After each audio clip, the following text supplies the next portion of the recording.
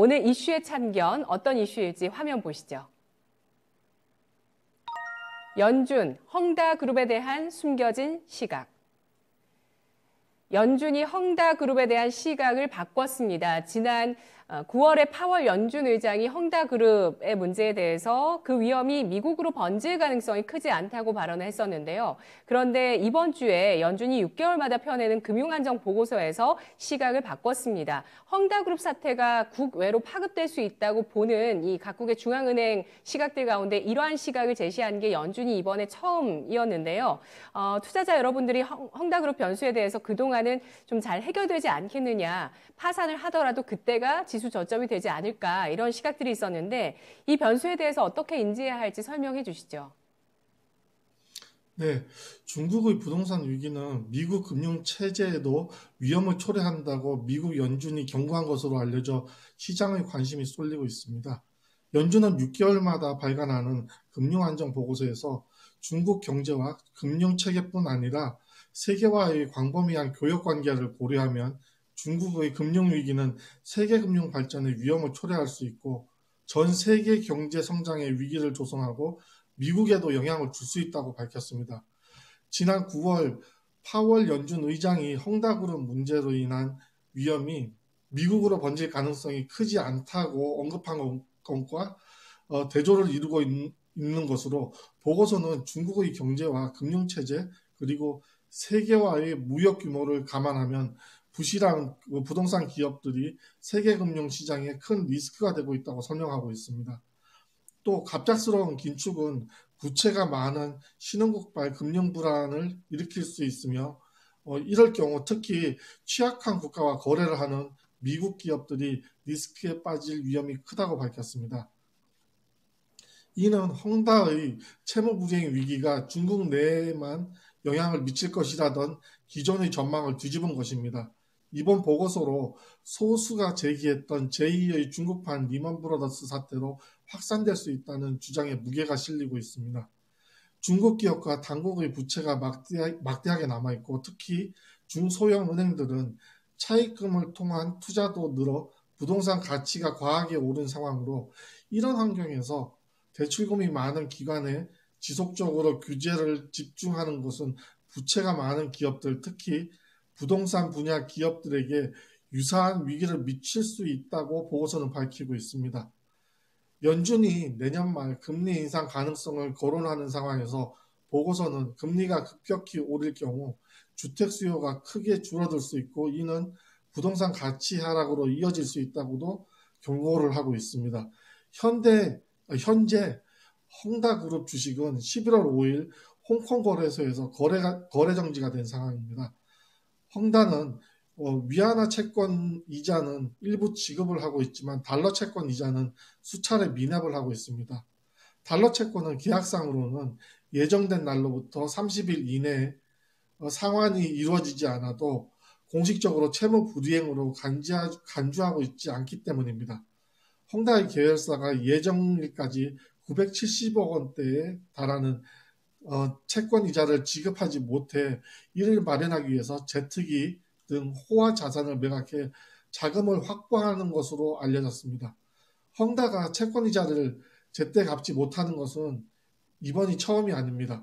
헝다 그 문제는 시장의 예상보다 큰 것임에는 분명해 보입니다.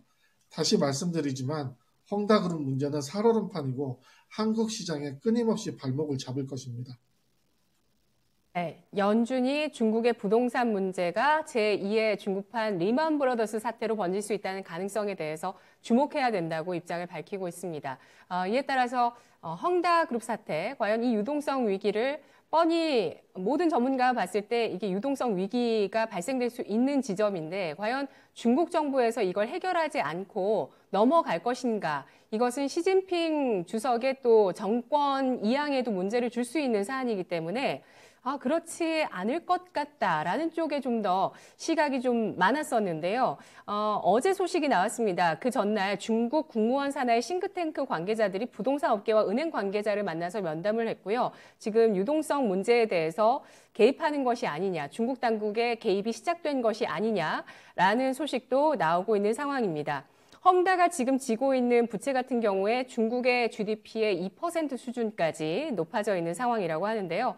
우리 시청자분들 가운데서는 이 헝다 사태를 가지고 공포를 또 조성하고 있다라면서 이 이슈가 악재로 크게 불거졌을 때 저점을 한번 잡아보겠다라는 그런 또 전략을 갖고 계신 시청자분들도 많이 보고 계시는 것 같은데요. 전문가님, 지금 이 변수에 대해서 우리 주식시장에 미칠 영향력에 대해서 한마디만 남겨주시고요. 관련주를 꼽아주시죠. 네. 헝다그룹 문제는 리먼 브라더스 사태와 자주 비교가 되는데요. 그 규모를 보면 리먼 브라더스 사태는 6천억 달러, 즉 600조 원으로 기억을 하고 있습니다. 근데 헝다그룹은 지금 현재 355조 원으로 중국 전체의 2% 정도 부채에 이제 비교가 되기는 하는데, 이것은 그 규모의 문제가 아니고 그 파장의 문제라고 생각을 합니다. 특히 이 헝다 문제는 우리나라가 그 지정학적 이제 중국과는 뗄래야 뗄 수 없는 오랜 역사를 같이 하고 있는 그 근접 국가로서 그 영향을 안 받을 수가 없고, 그 IMF 당시에 영향을 보면 아시아권에 특히 집중되어 있던 그 외환 위기, 그 영향권에 들어있기 때문에 헝다 문제는 한국 입장에서는 그냥 간과할 문제가 아니라고 보고 있습니다. 네, 관련주로서는 지금 현대건설을 준비를 했습니다. 헝다그룹은 중국 제1의 민영부동산 개발업체입니다. 주력 사업이 건설업이라는 것입니다. 중국 제1의 건설업체라는 곳이 이렇게 하루아침에 디폴트로 무너지게 된다면 중국 건설업 전체의 신뢰성 저하로 이어질 수밖에 없는데, 이렇게 되면 국내 건설사들의 가치 평가가 반대로 올라갈 수밖에 없다고 예상을 하고 있습니다. 특히 해외 건설 사업을 주로 하고 있는 업체들이 가치가 올라갈 것으로 예상을 하고 있습니다. 현재 차트를 보면 지지 라인에 와 있기 때문에 현재가를 매수가, 목표가를 7만 원, 손절가를 4만 5천 원을 제시를 합니다.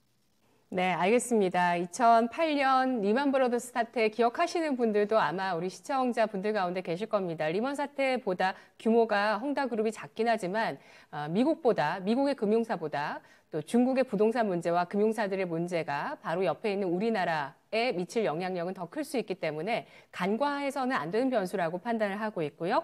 현대건설에 대해서 공략해보자는 의견 제시해 주셨습니다. 현대건설 현재가의 매수가, 목표주가 7만 원, 손절가 4만 5천 원. 자, 이 같은 우려와 또 어떤 잠재되어 있는 리스크 속에서도 관련주의 전략이 가능하다라고 또 긍정적인 관점에서 또 종목을 보고 계시는군요.